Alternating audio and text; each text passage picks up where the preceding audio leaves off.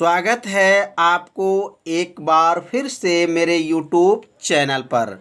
तो आज क्लास 12 के भौतिक विज्ञान अभ्यास 2 अभ्यास का नाम है स्थिर वैद्युत विभव तथा धारिता के अभ्यास प्रश्नों के बारे में अध्ययन करेंगे। तो आप सभी विद्यार्थी प्रश्न को नोट करते चलिए और इसके हल को एक एक लाइन अच्छे से समझिए। जहां भी आपको समझ में नहीं आएगा वहां तुरंत आप सभी विद्यार्थी कमेंट जरूर कीजिए। तो आज हम लोग अभ्यास हल में प्रश्न नंबर 1 से आगे के सभी प्रश्नों के बारे में समझेंगे। तो प्रश्न नंबर 1 है, पहला क्वेश्चन देखेंगे आप। 5 × 10 के पावर -8 कूलाम तथा -3 × 10 के पावर -8 कूलाम के दो आवेश 16 सेमी दूरी पर स्थित है। दोनों आवेशों को मिलाने वाली रेखा के किस बिंदु पर वैद्युत विभव शून्य होगा? अनंत पर विभव शून्य लीजिए।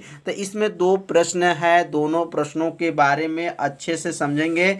जहां भी आपको नहीं समझ में आएगा तो आप तुरंत कमेंट कीजिएगा। तो अब यहाँ सबसे पहले लिखेंगे हल, और हल लिखने के बाद से यह देखेंगे कितने आवेश हैं और कितनी दूरी दिया गया है। तो यहाँ पहला आवेश Q1 है, तो यहाँ लिख देंगे Q1 बराबर है 5 × 10 के पावर -8 कूलाम। यह पहला मान जो है Q1 का। Q2 का मान क्या है? तो Q2 बराबर है -3 × 10 के पावर -8 कूलाम। तो दो जो मान आप सभी विद्यार्थी नोट कर लिए होंगे। और R का मान है जो है दूरी का मान जो है कितना दिया गया है? 16 सेमी दिया गया है। अगर इसमें 100 से भाग दे दें तो किस में आ जाएगा? मीटर में आ जाएगा। 0.16 मीटर हो जाएगा। जब 100 से इसमें भाग दिया जाएगा तो कितना बनेगा? 0.16 मीटर हो जाएगा। अब यहाँ पे क्वेश्चन है 16 सेमी दूरी पर स्थित दो आवेश है। मतलब एक आवेश यहाँ पर है और यहाँ पे जो आवेश का नाम जिस बिंदु पे, इस बिंदु का नाम A है और यहाँ जो बिंदु है B है। और यहाँ पर किसी बिंदु जैसे टोटल दूरी जो 16 सेमी है उस टोटल दूरी को R मान लेते हैं जो 16 सेमी है। अब यहाँ पर बताना है कि किस बिंदु पर वैद्युत विभव का मान जो है शून्य होगा। मतलब यहाँ से यहाँ तक के किस बिंदु पर विभव का मान शून्य होगा। तो मान लेते हैं कि P बिंदु पर, यहाँ P बिंदु पर विभव का मान क्या होगा? शून्य होगा। तो यहाँ लिख सकते हैं कि माना P1 बिंदु पर P बिंदु पर विभव क्या होगा? शून्य होगा। तो विभव जो है शून्य होगा। अब हमें मालूम नहीं है कि इस बिंदु पे किस बिंदु पर जो है इनके A और B के बीच में किस बिंदु पर विभव शून्य होगा। तो यहाँ पर एक बिंदु मान लिया गया और उस बिंदु का नाम है P। तो P बिंदु पर विभव क्या होगा? शून्य होगा। अब ये टोटल दूरी जो है R है। मान लेते हैं अगर A से P तक के बीच की दूरी अगर x हो तो इसकी बीच की दूरी क्या होगा? तो R - x हो जाएगा। तो यहाँ से P से B तक के बीच की दूरी R - x और यहाँ से A से P तक के बीच की दूरी x है। तो जब विभव शून्य हो तो यहाँ लिख लेंगे शून्य होगा तो V1 + V2 दोनों मिलाकर के कितने के बराबर होगा? 0 के बराबर होगा। माना P बिंदु पर विभव शून्य है, तो यह P बिंदु पर जब विभव शून्य है तो इधर का P1 और यहाँ से जो है यहाँ से लेकर के यहाँ तक का जो विभव निकलेगा और यहाँ से विभव निकलने के जोड़ योग कितना होगा? 0 के बराबर कर लिया जाएगा। अब V1 का सूत्र क्या, मतलब V का सूत्र क्या होता है? तो V का सूत्र होता है 1/4 पाई एप्सिलॉन 0 होता है Q/R होता है। यह किसका सूत्र है? तो विभव का सूत्र है। तो अब यहाँ पर V1, तो V1 का सूत्र क्या होगा? तो 1/4 पाई एप्सिलॉन 0 Q1/R अब यहाँ आर है, अब यहाँ Q1 क्यों लिए हैं, क्योंकि ये V1 है तो Q1 हो जाएगा।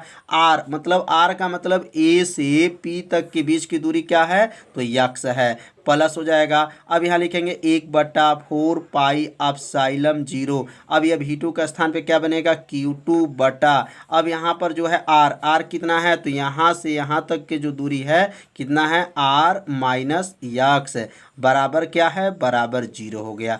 यह मान जो है किसका है, तो V1 का बना, और यह मान जो बना किसका है, तो मान V2 का बना। क्योंकि चित्र से ध्यान से अगर देखेंगे तो यहाँ V1 में दूरी क्या है, यक्स है, और V2 में दूरी जो है कितना है, तो R माइनस यक्स है। अब दोनों में कॉमन क्या दिखाई दे रहा है, तो दोनों में कॉमन जो है 1/4 पाई एप्सिलॉन 0 जो है कॉमन दिखाई दे रहा है। अब इसको कॉमन ले लेंगे तो Q1 बटा क्या होगा, यक्स हो जाएगा, प्लस हो जाएगा, और यहाँ लिखेंगे Q2 बटा R माइनस यक्स हो जाएगा, बराबर क्या है, 0 हो जाएगा। अब 1/4 पाई एप्सिलॉन 0 को कहाँ भेज सकते हैं, नीचे भेज देंगे। अब किसके नीचे भेजेंगे, तो वह 0 के नीचे जब जाएगा तो यह 1/4 पाई एप्सिलॉन 0 पूरा क्या हो जाएगा, शून्य हो जाएगा। अब यहाँ क्या बचेगा, तो Q1 बटा यक्स हो जाएगा, प्लस हो जाएगा Q2 बटा R माइनस यक्स हो जाएगा, बराबर क्या हुआ, 0 हो गया। अब इसमें मान को रखेंगे। अब Q1 का मान क्या है, तो Q1 का मान देख लीजिए कितना है, 5 × 10 के पावर माइनस 8 है, तो इसके जगह पे लिखेंगे 5 × 10 के पावर माइनस 8 बटा यहाँ हो जाएगा यक्स, बराबर हो जाएगा Q2 का मान क्या है, तो यहाँ लिखेंगे, यहाँ प्लस है तो ध्यान दीजिएगा, प्लस है तो प्लस ही लिखेंगे, और Q2 का मान क्या है, तो -3 × 10 के पावर माइनस 8 बटा नीचे क्या है, R माइनस यक्स बराबर 0 है। अब ये प्लस माइनस जब मिलेगा तो क्या बनता है, प्लस माइनस जब मिलता है तो माइनस होता है, क्या होता है, माइनस हो जाएगा। तो यहाँ लिखेंगे 5 × 10 के पावर माइनस 8 बटा यक्स -3 × 10 के पावर माइनस 8 बटा R माइनस यक्स हो जाएगा, बराबर 0 हो गया।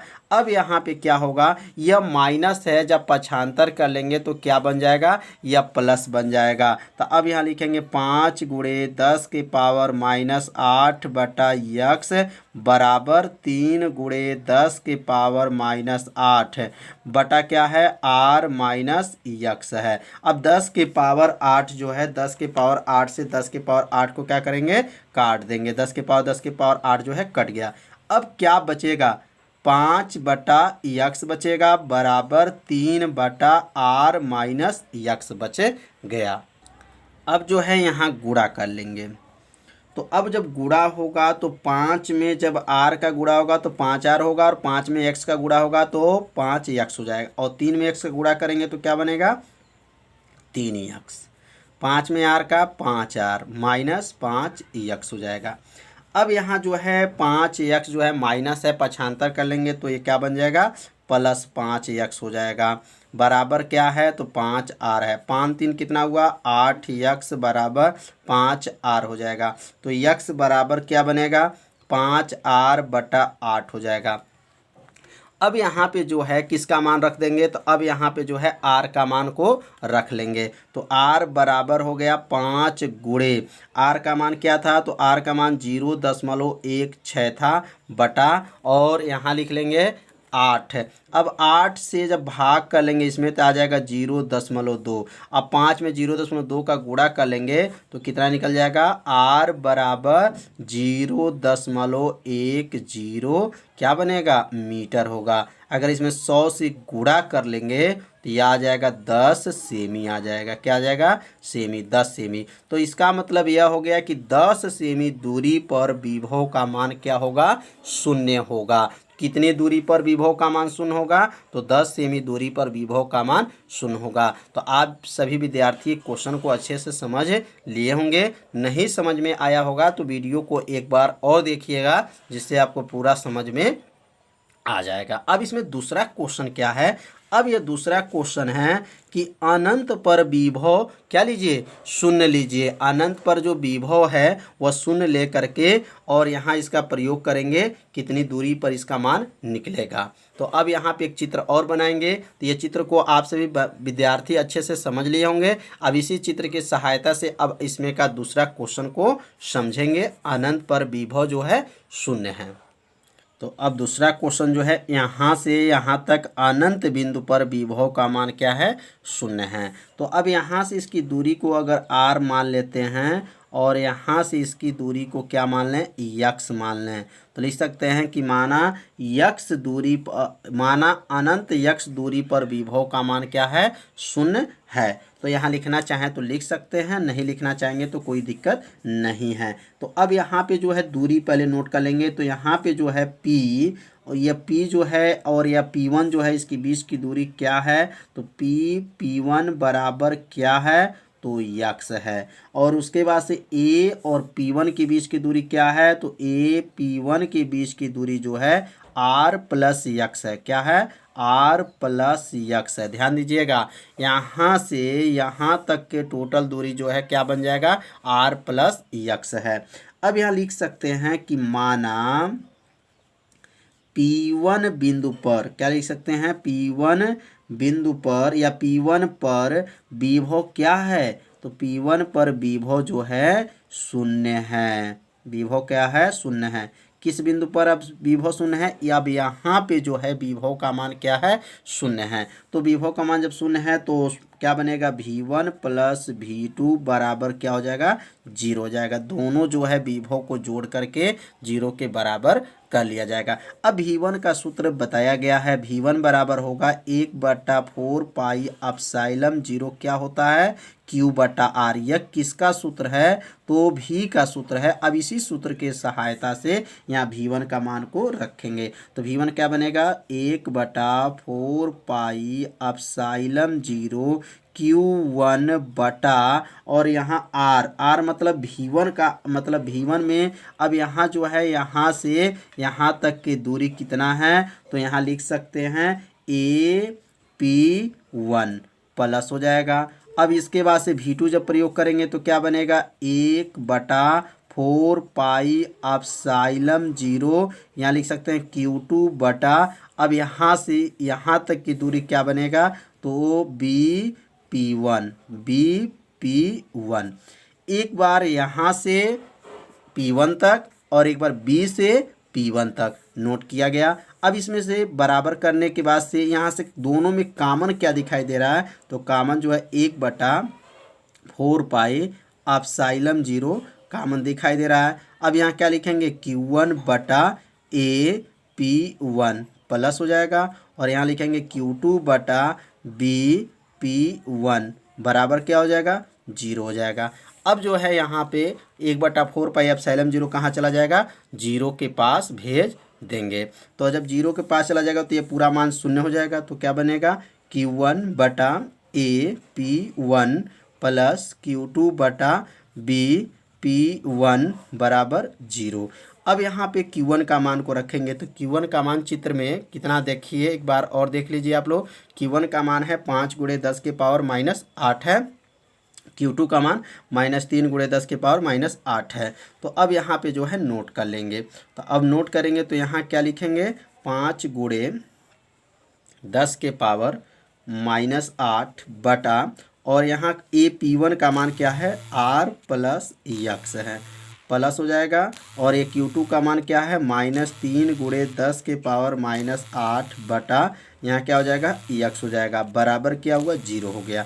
अब ये प्लस माइनस मिलेगा तो क्या बनेगा, माइनस हो जाएगा। 5 × 10 के पावर -8 बटा R प्लस यक्स बराबर माइनस हो जाएगा 3 × 10 के पावर -8 बटा यक्स बराबर 0। यह माइनस है, पक्षांतर कर लेंगे तो क्या बन जाएगा, प्लस बन जाएगा। तो अब प्लस जब बनेगा तो क्या लिखेंगे, 5 × 10 के पावर -8 बटा R प्लस यक्स बराबर 3 × 10⁻⁸ यक्स।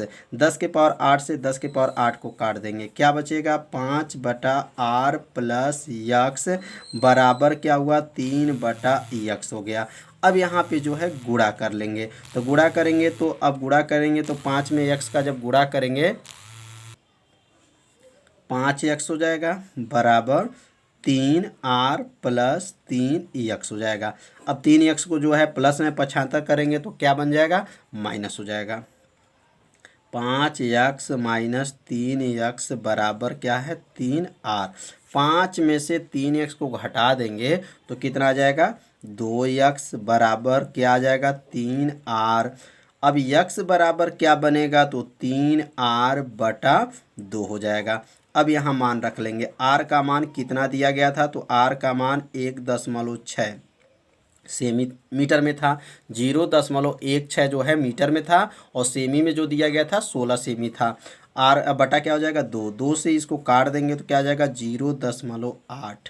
8 में 3 का गुणा 0.8 में जब 3 का गुणा करेंगे तो 8 तिरिकी 24 0.24 क्या आ जाएगा मीटर आ जाएगा।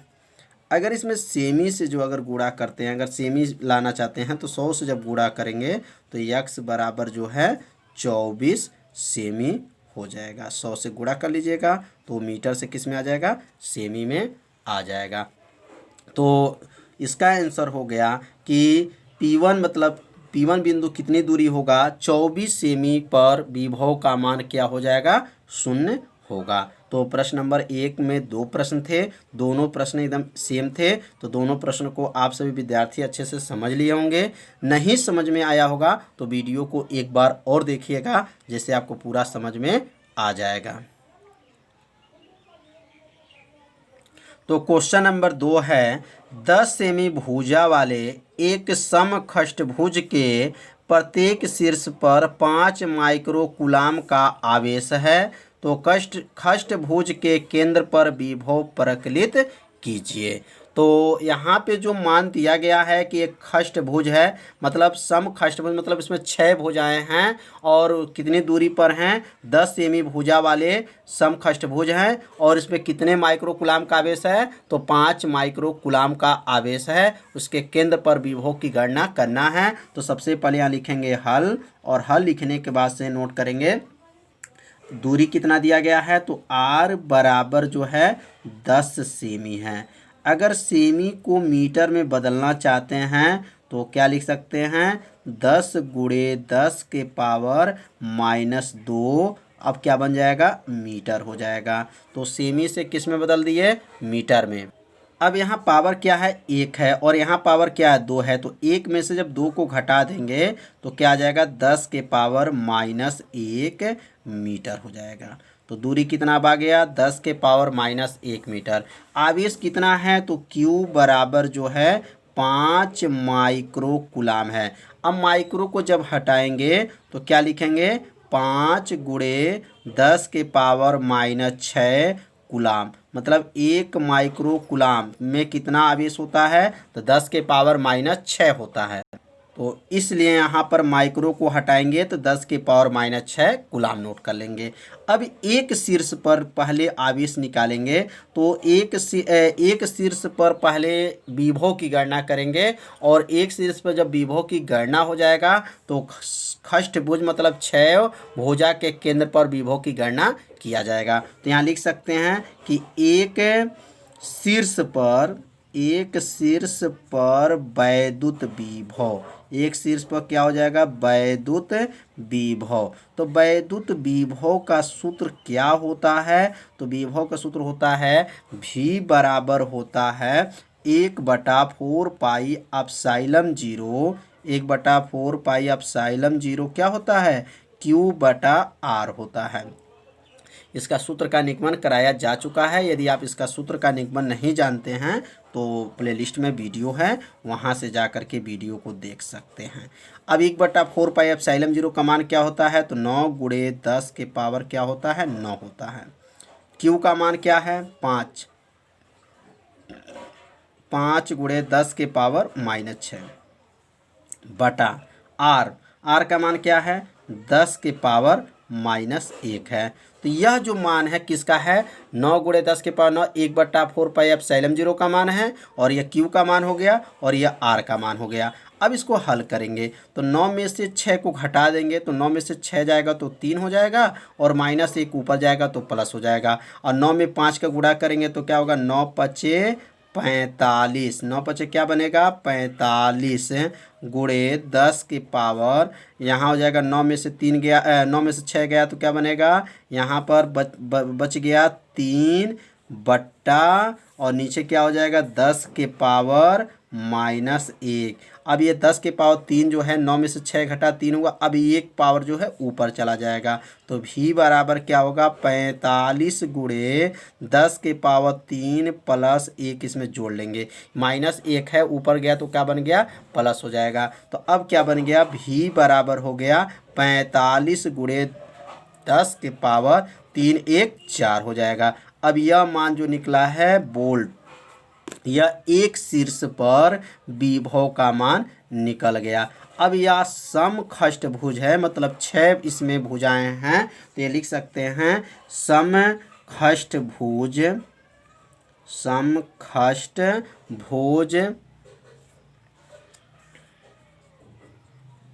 भुज के केंद्र पर विभव। तो विभव क्या हो जाएगा तो अब यहाँ लिख लेंगे भी बराबर अब यहाँ ध्यान दीजिए इसको डैश कर लीजिएगा क्योंकि यहाँ भी का मान निकला है और यहाँ इसको क्या कर लेंगे अब भी डैश लिख करके 6 भी हो जाएगा। मतलब जो है इसका समखष्टभुज के केंद्र पर विभव अगर निकालेंगे तो भी डैश बार 6 ये 6 कहाँ से आ गया समखष्ट है तो खष्ट मतलब 6 होता है तो 6 भुजाओं पे और यह जो निकला है एक भुजा में मतलब 6 से जब गुणा कर लेंगे तो इस पूरा जो है केंद्र पर विभव का मान निकल जाएगा। तो यहाँ पर अगर यह अष्टभुज रहता ध्यान दीजिएगा अष्टभुज तो यहाँ 8 से गुणा करते हैं खष्टभुज है तो 6 से गुणा करेंगे तो अब 6 हो जाएगा गुणे भी का मान क्या है तो 45 गुणे 10 के पावर क्या है 4 है। अब ये 45 में जब 6 का गुणा करेंगे तो यह आ जाएगा 270 गुणे 10 के पावर 4 घात। तो अब 270 गुणे 10 के पावर 4 घात है अगर इसको मानक में बदले तो 2.7 गुणे 10 के पावर क्या होगा तो 2 स्थान दशमलव इसमें लगाएं और 4 स्थान यह है तो 4 घात और 2 स्थान इसमें तो 4 2 कितना हो जाएगा 6 घात हो जाएगा और यहाँ लिख लेंगे बोल्ट हो जाएगा। तो समझ में आ गया होगा कैसे इसको सॉल्व किया गया। तो आज के पढ़ाई में प्रश्न नंबर 1 और प्रश्न नंबर 2 को बताया गया। तो कल का जो है वीडियो में प्रश्न नंबर 3 से आगे के सभी प्रश्नों को बताया जाएगा। तो आज इतना ही। सभी विद्यार्थी अपने कॉपी में से नोट कर लीजिएगा और जहाँ भी अगर समझ में नहीं आया होगा तो ज़रूर यहाँ कमेंट कीजिएगा और नहीं समझ में आया होगा तो वीडियो को एक बार और देखिएगा जिससे आपको पूरा समझ में आ जाएगा। तो आज इतना ही। तो कल मिलते हैं तब तक के लिए सभी विद्यार्थियों को नमस्कार।